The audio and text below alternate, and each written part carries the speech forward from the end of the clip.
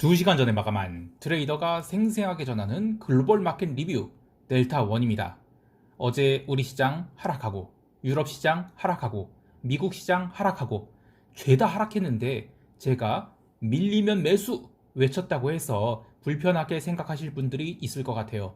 시장이 늘 오르고 내리고 할 수는 없지만 또 내가 사면 꼭지 아닌가 생각하시는 분들이 있을 텐데요. 이 글로벌 시장이 내린 것을 어떻게 해석해야 될지, 그리고 프로 트레이더라고 하면 어떻게 받아들이고 대응해야 할지 말씀드려 보겠습니다. 자, 아시아 세션부터 들어갑니다. 코스피 지수는 이 만기 후 폭풍이 있었다고 해도 과언이 아니죠. 사실 글로벌 증시가 다 그러했다고 봐야 할 텐데요. 일단 현물 시초가, 현물 선물 다 시초가는 갭상승을 했어요. 장 시작하자마자 5분 동안 바로 또 콜옵션을 위로 튕겨줬죠. 그러면서 눌림 변동성이 잠깐 뜨기도 했었는데, 여기서 제가 교과서 이론에 나오지 않은 이야기 하나 해드릴게요. 여러분이 옵션 매매 그 백테스트를 해보는 게 사실 전 무의미하다고 보거든요. 옵션 만기일 2길에는 외가격 양매도가 이론상으로는 좀 돈 되는 것처럼 보이지만 실제로는 그렇게 할 수가 없어요. 왜냐면 시초가부터 옵션 양매도를 칠 수가 없거든요. 체결 물량이 안 나와요. 옛날이야 뭐 시초가에 50개씩 때려놔도 다 체결이 됐는데, 요즘에는 시초가에 50개 못 때려요. 물론 이제 장 시작 직전에 이 차익거래 프로그램이 들어와서 대충 이 옵션의 가격 정렬을 해서 출발시키긴 한데, 그래도 한 행사가에 50개 이상 때리잖아요, 종목을. 그러면 그 종목은 확실히 눌려서 출발을 합니다. 그래서 가격이 좀 뒤틀어져요. 그래서 저는 만기일 이길은 한 5분 정도는 그냥 못 먹어도 좋으니까 변동성 관찰하고 보자 해서 조금 매도를 늦춥니다. 아무튼 이 콜옵션이 튀면서 잠깐 이 변동성이 튀었길래 아 이거 뭐지 했는데, 10분 딱 지나니까 콜옵션 눌리면서 그냥 진짜 너도 나도 닥치고 그 변동성 매도를 시작하는 거예요. 뭐 당연히 저 혼자 그렇게 생각하는 건 아니죠. 대부분 다 그렇게 생각해서 변동성 매도가 마구마구 들어오면서 그야말로 콜옵션을 한 번도 반등을 못 시킨 채 줄줄 밀어버렸습니다. 풋옵션은 당연히 살리지도 못했고요. 자, 그러면 오늘 시장을 이렇게 드라이빙한 주체가 누구이고 또 어떤 전략을 갖고 덤볐는지를 설명드릴게요. 우선 9시 50분까지를 하나의 어떤 기관축으로 삼고요. 9시 50분 이전 그리고 50분 이후의 시장에 대해서 생각해보죠. 자, 9시 50분은 뭐냐면 430포인트의 지지냐인데요. 이 430포인트가 최근 한 몇 거래일 동안 굉장히 의미 있는 지지선과 저항선이었죠. 그래서 거기까지는 그냥 뭐 그래 여태까지 뭐 내가 그 당월물 옵션 만기 때문에 옵션 양매도를 하고 차월물은 그냥 내비뒀는데, 차월물도 이제 양매도 들어가야지 하면서 거기서는 엄청난 양매도가 들어옵니다. 그래서 9시 한 50분까지 변동성이 확 줄어요. 근데 뭐 이것까지는 뭐 만기일 이길이 전형적인 흐름이었다고 보는데요. 그리고 그때까지만 해도 개인이 주식을 사긴 했는데 적극적으로 안 샀습니다. 그리고 외국인은 뭐 시초가 이후로 선물 매도, 주식 매도 이렇게 기계적으로 매도를 대응했는데, 이거 생각해 보시면 만기일날 다 산 거 털어내는 거예요. 자, 그냥 그 물량 때린 거고요. 여기까지는 다들 모두들 납득이 가는 상황이었어요. 그런데 9시 50분 이후에 연기금이 주식을 팔아버리기 시작합니다. 그리고 제법 물량을 막 늘려서 매도를 해요. 그리고 그때까지만 해도 개인은 뭐 그닥 적극적으로 주식을 안 샀는데, 지수가 눌리니까 적극적으로 매수로 대응했죠. 그래서 사실상 개인은 10시 이후에 주식을 한 2조치 산 거예요. 그전에는 한 1시간 동안은 한 2천억밖에 안 샀어요. 즉 전형적인 이 눌리면 매수로 대응한 겁니다. 그리고 이제 연기금이 매도에 대응해서 이 파생시장에선 두 가지 그런 대응이 있었죠. 그러니까 외국인은 풋옵션을 매수를 해서 변동성 매수를 쌓으면서 아래쪽을 열어놨어요. 그리고 개인은 선물 매도를 중심으로 지수 하락에 대비를 했습니다. 자, 그리고 이젠 장중에 선물 매도 쌓은 것을 외국인들은 이제 오후에는 더 이상 지수가 밀리지 않는다 생각해서 싹 걷어냅니다. 그래서 외국인은 이젠 선물 매도와 풋옵션 매수를 했는데, 선물 매도는 장 후반에 한 1시 반 이후는 다 걷어버렸어요. 그래서 선물 순매수로 넘겼는데, 어쨌든 이 9시 50분 이후에는 외국인이 변동성 매수 포지션을 잡으니까 죽었던 변동성이 확 살아나죠. 그도 그럴 게 이젠 아까 얘기한 대로 이 430포인트라 아주 중요한 지지선과 저항선이었는데, 이거를 한꺼번에 깨버리니까 뭐 콜옵션이 당연히 박살나죠. 그래서 변동성이 죽지만 거기서 내려갈 때는 이 당일 오전에 물린 물량들 손절매가 나왔죠. 그래서 가속도가 붙어버립니다. 그래서 외국인들은 변동성 매수로 대응했는데 거기까지는 맞아요. 그런데 이제 그 뒤로 이제 어떤 흐름이 나오냐, 그게 중요하죠. 언더슈팅이 나오면서 11시 15분에 시장이 바닥을 찍게 돼요. 근데 거기가 장중 고점과 거의 비슷한 퍼센트입니다. 그러니까 장중에 고점이 한 1.65%가 빠르게 슈팅이 나왔었거든요. 그리고 내려온 것도 한 1.65%가 빠집니다. 그러니까 그 정도면 뭐 대충 이 나올 수 있는 그런 현재의 내재 변동성 수준에서 나올 수 있는 흐름이에요. 자, 그런데 거기서부터 반등이 나오는데 한 5포인트 반등이 나옵니다. 그러면서 풋옵션이 빠지긴 했는데 그 다음부터 계속 풋옵션에 대해서 매수가 들어와요. 그래서 이거는 오늘 지수가 이거 반등은 못하겠구나, 그렇게 생각이 되는 겁니다. 자, 그리고 이번 물 특징이 뭐냐면 위로도 콜옵션으로도 그리고 아래로도 풋옵션 행사가가 충분히 상장되어 있죠. 그래서 오버가 나오든 언더가 나오든 그런 슈팅이 나와도 민감하게 대처할 수 있는 능력이 있다면 충분히 롤링업, 롤링다운 할 수가 있어요. 그래서 거기서부터는 이제 변동성이 크게 못 오릅니다. 왜냐면 어차피 이제 풋옵션 행사가가 많이 상장되어 있으니까 계속 롤링다운 하면서 대응하면 되는 거거든요. 그래서 오늘 지수가 그렇게 반등을 했다가 다시 내려갈 때 계속 아래가 막힙니다. 물론 이제 마지막에는 선물이 언더슈팅이 나왔죠. 이거는 뭐 장중에 선물 롱폭 깔은 애들이 이제 뭐 손절한 것도 있겠는데 어쨌든 생각보다 변동성은 많이 못 올랐어요. 한번 오른 다음에는요. 왜냐면 이제 아래 행사가가 많기 때문인데요. 자, 그래서 저는 개인이 선물 매도를 대응한 것도 나쁘지 않은 선택이었다고 봐요. 그리고 이제 현물을 매수하는 개인들은 또 오후에는 이제 공격적으로 사들어갔죠. 그래서 뭐 개인이 선물 매도를 하고 또 파생 시장에서는 개인이 선물 매도를 하니까 선물 저평가, 현물 고평가가 생기면서 프로그램 매도가 늘어났고요. 그래서 이제 오후 내내 선물 베이시스가 심각한 백오데이션을 그리게 됩니다. 이 정도가 이제 오늘 하루의 흐름인데 좀 간단히 정리를 해볼게요. 9시 50분까지는 그래도 그냥 전형적인 만기 폭풍의 모습이지만 실제로 시장은 별거 없었다. 그런데 오전 9시 50분이 넘어서면서는 개인과 외국인이 파생시장에서는 방법이 다르지만 어쨌든 하락에 대응을 했고, 그리고 개인은 일반 주식을 사는 개인들은 거기서는 매수를 더 늘렸다. 그러면서 기관이 매도 차익 거래를 해서 지수를 눌렀다. 이 정도가 되겠습니다. 자, 일단 대응 전략은 이따 시장 총평을 할 때 이야기를 하기로 하고 유럽 세션 넘어갈게요.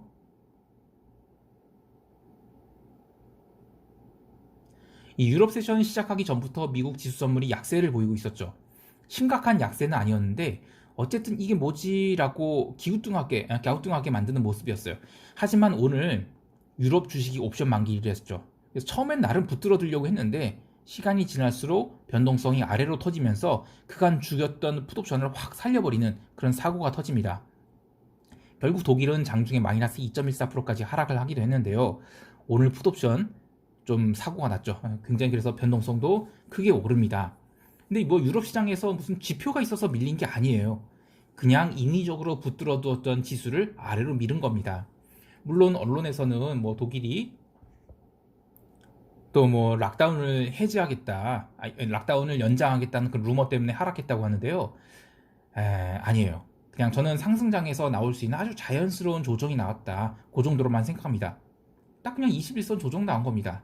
자, 그럼 다음 주에 유럽 시장에서는 늘림 나오면 매수 대응하는 건 맞겠죠. 또 유로화도 밀렸어요. 뭐 이탈리아 전국 불안 때문이라고 하는데, 그런데 이탈리아 채권은 하락했다가 반등했거든요. 그러니까 정확히 얘기하면 오늘은 그냥 그간 랠리를 펼치던 자산들의 그 셀린더 뉴스, 이런 브레이크 한번 잡아준 거라고 생각합니다. 유로만 밀린 게 아니라 뭐 오지, 키위, 루니 이런 비달러 잡통화들도 죄다 눌렸어요. 골드, 실버, 카파, 오일 모두 다 눌렸어요. 자, 그러니까 그동안 잘 나갔던 것을 한번 눌러준 거지 뭐 추세가 뭐 전환되고 이런 거 아닙니다. 근데 물론 이쯤 되면 걱정하실 분들이 있을 것 같아요. 근데 저는 오히려 좀 흥분되는 게요. 왜냐면 이 트레이더 입장에서는 변동성이 살아나야 돈이 됩니다. 올해 가장 기대되는 본드 마켓부터 시작해서 FX, 뭐 커머디티, 뭐 시장이 살아나면 챙겨 먹을 수 있는 게 많아요. 작년에 이 본드 마켓에 아주 강력 본드를 붙여놓은 것 때문에 제가 얼마나 고생이 많은데요.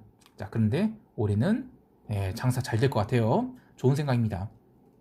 자, 그래도 좀 더 짚어볼까요? 일단 LME 카파가 톤당 8,000달러를 깼어요. 이거 좋은 신호는 아닙니다. 그래서 다음 주에는 더 밀릴 수 있다고 봐요. 그런데 그 다음 주에 자칫 밀리잖아요. 그럼 1월 말까지는 롱 포지션 밀릴 수 있거든요. 그래서 그 점은 감안하고 대응해야 됩니다. 그러니까 전체적인 시장 상황을 보면 지금 정리 정도는 필요해요. 골드도 다시 이 1800달러 언더를 한번 구경시켜 줄 것 같고요. 또 통화 옵션도 아직 감마가 살아날 가격이 아니거든요. 그러니까 옵션 가격이 뚱뚱합니다. 그래서 저는 통화 시장도 다음 주에는 한 번 더 쉬어갈 수 있다고 봐요. 그 EM 인덱스도 간만에 1.65% 얻어맞았어요. 다음 주에 또 한번 누르거나 아니면 뭐 별 조정 없이 빠르게 당길 수 있거나 둘 다 가능한 모습인데 올해 시장 컨센서스가 DM 숏의 EM 롱입니다. 그게 정말 먹혀 들어갈지 모르겠지만 어쨌든 지금 그 컨센서스는 그래요. 그리고 이 주요 자산군들이 이 그 YTD 수익률을 보면 EM이 굉장히 강한 편이거든요. 물론 EM은 변동성이 크죠. 그래서 뭐 2주 동안의 수익률이 월등히 좋았다 하더라도 다음 주엔 또 세게 밀릴 수 있어요. 그렇다고 해서 숏으로 따라가기보다는 그래 원래 너는 변동성 센 놈이지 하고 생각하시고 잘 참았다가 매수한 전략이 더 유리해 보입니다. 그리고 전반적으로 이번 주에는 유럽에 의미 있는 지표들이 없었죠. 근데 다음 주에는 ECB도 있고요. 또 유럽의 지표들이 이것저것 많습니다. 뭐 당연히 미국에는 실적 시즌이니까 미국도 지표가 많고요. 자, 그래서 다음 주에는 변동성 파도를 타면 좋은 성과가 있을 거예요. 자, 여기까지만 하고 미국 세션 들어가겠습니다.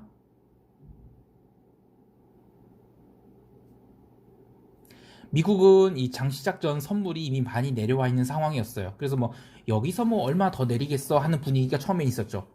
미국도 오늘 이 옵션 만기인지라 장 시작까지는 어떻게도 그래도 버티는 모습이었는데 언론에서 한참 이야기했듯이 이 풋콜레이셔가 역대급으로 콜이 많은 상황이었죠. 이 콜옵션 투자자들은 완전히 박살 내버리는 그냥 하루였어요. 장 시작 전 발표된 지표들은 긍정과 부정으로 갈리긴 했는데 저는 이 지표 때문에 시장에 영향이 있었다라고 생각하지는 않아요.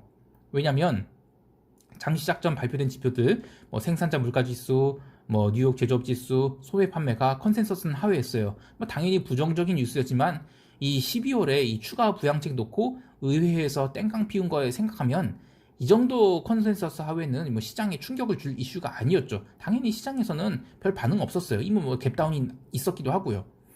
자, 그런데 장 시작하고 나서 또 이거다. 그 12월 산업 생산 같은 경우에 또 컨센서스 상회했죠. 그러니까 여기까지는 장 시작 전에 발표된 지표들인데 이거 시장에 영향 안 미쳤다라고 봐야 되고요. 그 본장이 딱 시작하고 나서 처음에는 반등 좀 하려고 그런 에너지는 좀 있었어요. 근데 반등이 좀 시원치 않다가 이 0시에 미시간대 소비자 심리지수가 컨센서스를 하회한 79.2로 발표됐죠. 이러면서 지수가 확 하고 밀렸는데 저는 이것도 마찬가지예요. 이것 때문에 시장 안 밀렸어요. 이때 유럽이 언더슈팅이 나오면서 미국도 같이 밀린 겁니다. 그래서 유럽이 언더가 나오면서 미국이 언더가 나왔는데 유럽 마감 무렵에 나스닥이 좀 빠르게 반등을 했죠. 물론 플러스로 전환하지 못했지만 어쨌든 변동성이 근원이 미국이 아니라 유럽이었다는 겁니다. 자, 문제는 월요일이 마틴 루터 킹 데이, 그러니까 이제 휴장을 앞두고 있어서 뭐 초강세장이 아니라고 하면 당연히 뭐 포지션 들고 가기가 부담스럽죠. 또 유럽이 많이 빠졌으니까요. 그래서 이제 한참 반등을 했다가 그 막판 들어서 다시 하락을 하게 됩니다. 뭐 나스닥 같은 경우에는 좀 먼저 하락을 했고 또 S&P 같은 경우에는 1시간 남겨놓고 밀리기 시작을 했어요. 그렇게 그 밀려갖고 현물 마감 후에는 약간의 언더슈팅이 좀 더 나옵니다. 근데 여기서 이제는 뭘 좀 봐야 되냐면 미국 시장이 러셀을 제외하고는 YTD로 마이너스를 내버렸어요. 이 YTD로 마이너스를 냈다는 것은 굉장히 나쁜 신호입니다. 그래서 저는 그래 올해 DM이 EM보다는 언더퍼폼하겠구나 이런 명백한 신호를 줬다라고 보고 있습니다. 개별 종목 보면 이 금융주들이 개패대기를 맞았죠. 근데 뭐 두 가지 이야기가 있어요. 일단 실적이 뭐 웰스파고 같은 경우에 뭐 기대 못 미쳐서 그렇다. 또 뭐 장기 국채가 반등을 해서 그렇다. 뭐 이런 얘기가 있는데 저는 그냥 둘 다 아니라고 봐요. 그냥 세게 오른 놈들이 이익 실현 나온 거다. 그렇게 봅니다. 저 정도 변동성은 충분히 나올 수 있어요. 그리고 뭐 기름주들 많이 밀렸는데 이것도 유럽 세션에서 기름이 한참 밀려 있었던지라 그냥 같이 하락한 거지 인플레 기조를 꺾을 수 있는 그런 모습은 아니었다고 봅니다. 다만 하나 좀 찝찝한 게 있어요. 이 새벽 3시에 발표된 오일 리그 카운터가 또 올랐죠. 287개로. 이거 기름값 오르면 기름 펌프 더 돌린다니까요. 그래서 저는 올해 커머디티 중에서 기름이 제일 늦게 반응하지 않을까 생각을 합니다. 자, 그리고 1112 코로나 치료제 기대감으로 또 신고가를 기록했는데 저는 슬슬 끝이 다가와 보여요. 그래서 저는 뭐 다음 주가 됐든 코로나 치료제로 뭐 1112가 뭐 크게 오르잖아요. 그러면 고맙습니다, 안녕히 계세요 하고 릴리에서 도망나야 된다고 봅니다. 지금 시장의 특징이 유동성은 굉장히 많아요. 그런데 한 종목이나 특정 섹터를 펌핑을 하잖아요. 그 펌핑이 제대로 한번 이루어지고 나서는 그 다음부터는 그냥 세워라 내워라 분산 국면이 갖게 됩니다. 그래서 해당 이슈가 나와서 시장이 큰 움직임을 보이잖아요. 그럼 그 다음에는 쳐다도 보지 말아야 된다, 그렇게 보입니다. 마지막으로 뭐 에어비앤비, 도어대시 이런 것들 또 밀렸죠. 그냥 변동성 장세라고 보고 있어요. 자, 이제 시장 총평하면서 다음 주 대응 전략 이야기하겠습니다.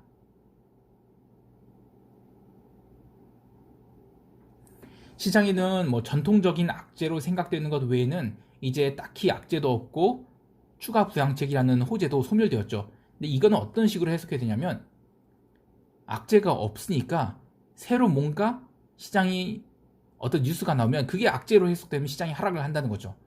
자, 즉 다음 주는 시장이 강세와 약세를 확인할 수 있는 굉장히 중요한 그 한 주가 된다는 겁니다.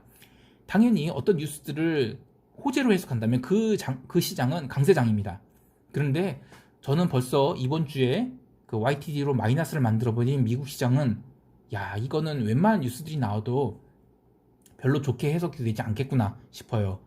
자, 그런데 EM 시장은 그렇지 않을 것 같아요. 그래서 미국이 밀려서 우리 시장에 갭다운 나오잖아요. 그러면 저는 매수 찬스가 최소한 장중엔 있을 것 같아요. 자, 그리고 어제 우리 시장이 이 선물 마이너스 2.5% 빠졌는데 제가 또 시장을 나쁘게 보지 않는 이유가 내재 변동성이 높기 때문에 그렇게 밀린 것이지, 시장이 정말 풋옵션이 폭발하거나 그러진 않았어요. 물론 변동성이 하락을 하지는 않았지만 아래로 횡사가가 많기 때문에 전부 다 해지를 할 수가 있어요. 그래서 뭐 월요일날 미국 시장 뭐 1% 빠졌다고 하니까 뭐 1% 갭다운 나왔잖아요.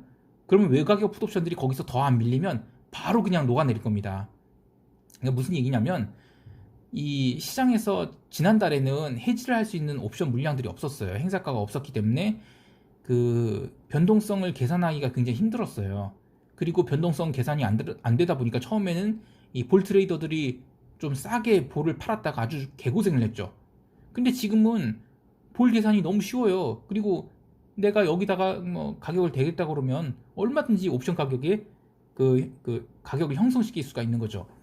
자, 그래서 그 뭐 시장의 어떤 변동성을 해지할 수 있는 그런 여건이 충분히 되기 때문에 저는 장중에 변동성 매수와 변동성 매도가 왔다 갔다 아주 춤을 출 것 같아요. 자, 그런데 여기서 이런 얘기 할 것 같아요. 어떤 분들은 야, 풋옵션 어제 장중에 뭐 저점 대비 더블 이상 났는데 그럼 장중에 양매수했으면 돈이 될 거 아니야, 이렇게 하실 수 있죠. 물론 그래요. 그렇긴 한데 양매수는 이 해본 사람들이 진짜 얘기를 해볼 수 있는 게 뭐냐면 변동성이 조금이라도 빠지잖아요. 순식간에 박살납니다. 그리고 뭐 진입과 청산이라는 게 뭐 몇십 계약까지는 상관없어요. 그런데 100계약이 넘잖아요. 그러면 청산, 진입 이런 건 만만치 않습니다. 그러니까 계좌가 몇 억만 넘어가더라도 양매수는 아무 데나 할 수 있는 전략이 아니라는 겁니다. 항상 우리는 기관 투자자 혹은 외국인 투자자와 같은 대형 플레이어들의 입장에서 생각을 해야 오래 살아남을 수 있어요. 이번 물은 하루에 2% 오르고 2% 내리고 이런 게 계속된다 하더라도 시간이 지나면 저는 변동성 가라앉을 거라고 보거든요. 그때 옵션이 순식간에 녹을 겁니다. 그래서 저는 지금은 옵션 매수로 해지하는 것보다 옵션 매도로 해지하는 것이 전월보다는 상대적으로 유리해 보이고요. 뭐 어제 하루야 뭐 만기 폭풍이라 그랬다지만 다음 주에는 시장이 조금이라도 반등을 하거나 또는 멈추기만 해도 옵션 프리미엄이 아주 아작이 날 수 있다고 봐요. 자, 그리고 또 선물 시장에서 이 매도 포지션을 구축하는 데 들어가는 간접 비용, 그러니까 뭐 시장 충격 비용 중에 하나가 저는 선물 베이시스라고 보는데요. 오늘 시장을 마이너스 2% 밀기 위해서 필요한 평균 베이시스가 마이너스 0.7포인트였죠. 그러니까 월요일에 동일하게 현물 개인 매수세 있고 또 나머지 시장 조건들이 동일하잖아요. 그러면 여기서 선물 매도를 쌓아서 시장을 밀려면 오늘 기록한 평균 0.7포인트, 마이너스 0.7포인트보다 더 큰 선물 베이시스로 시장을 눌러놔야만 시장을 밀 수 있다는 겁니다. 물론 이제 월요일부터 개인 투자자들이 쫄아갖고 주식을 팔아치기면 더 다르겠지만, 자, 어제 개별 종목 빠진 거 보면 대형주를 비롯해서 최근 잘 나간 종목들만 빠졌지, 올해 좀 장사를 하겠다고 솔솔 올라오는 이른바 작년이 소외주들은 생각보다 빠지지 않았어요. 제가 계속 노래 부르고 있죠. 아직 시장에서 싼 종목들 꽤 많다고요. 그래서 주식 사야 된다고요. 그러니까 다음 주에 순환매가 나오잖아요. 그러면 선물 베이시스를 밀어내면서 그러니까 선물을 파는데 쉽지가 않을 거예요. 그래서 저는 다음 주에는 우리 시장이 기간 조정 국면을 거칠 거라고 보지, 폭락 이런 거 쉽지 않다고 봅니다. 물론 혹자는 이렇게 얘기할 수 있어요. 야, 하루에 2%가 빠졌으면 그게 가격 조정이지 무슨 기간 조정이냐 할 수 있는데요. 우리 시장 변동성 고려하면 하루 2% 빠지는 거는 그냥 우리 시장 뉴노멀이에요. 왜 기억하시죠? 오래전 거래소 시장과 코스닥 시장이 베타가 대강 1점 몇 배 차이 났다는 거. 그리고 그 이유를 코스닥은 개인이 주도하니까 베타가 크다고 했죠. 예, 이제 거래소의 수급을 주도하는 주체가 개인입니다. 당연히 시장 베타가 커질 수밖에 없어요. 이게 뉴노멀입니다. 자, 그리고 그 글로벌 시장에서도 다음 주에는 딱히 긍정적인 이슈들을 찾아볼 수가 없어요. 따라서 저는 시장 변동성이 확대될 것으로 보거든요. 변동성이 확대되면 그게 나쁜 게 아니고 기회의 장입니다. 그냥 한 방향으로 막 부러지거나 하지 않을 거라고 봐요. 물론 메인 키워드는 세 가지입니다. 이 달러 약세, 인플레, 이엔 강세, 이 세 가지인데 이게 고물주처럼 강해졌다 약해졌다 할 것 같아요. 이게 아마 1월 말까지는 좀 이어지지 이어질 것 같은데요. 이 함께 보셔야 될 게 아까 얘기한 그 자산군별로 YTD 수익률을 계속 체크를 하세요. 그래서 그게 빠꾸도가 나는 종목은 그냥 버리세요. 그냥 제가 올해 미국 지수를 그렇게 안 좋게 보는 이유가 벌써 YTD 수익률이 망가졌거든요. 그러면 그거 말고 다른 거를 챙겨서 다른 거에서 이익을 내는 게 훨씬 더 좋습니다. 자, 제가 오늘 시황 너무 길어졌는데요. 여기까지 하고요. 그냥 대충 한 줄 요약을 해볼게요. 변동성은 커질 수 있다. 하지만 그 정도 변동성은 충분히 감내하고 들어가는 것이 시장에서 이익을 챙길 수 있는 방법이다. 그렇게 이야기를 하겠습니다. 자, 이제 그 쉐린이한테 마감 인사 부탁 좀 해볼게요. 쉐린? 요즘요, 줄 서갖고 계좌 개설한대요. 근데 이 쉐린이 친구들한테 물어보니까 아직도 3분의 1은 나 주식 안 해 이러더라고요. 자, 그러면 꼭지 아닌 것 같지 않아요? 한 주 수고하셨어요. 빠잉.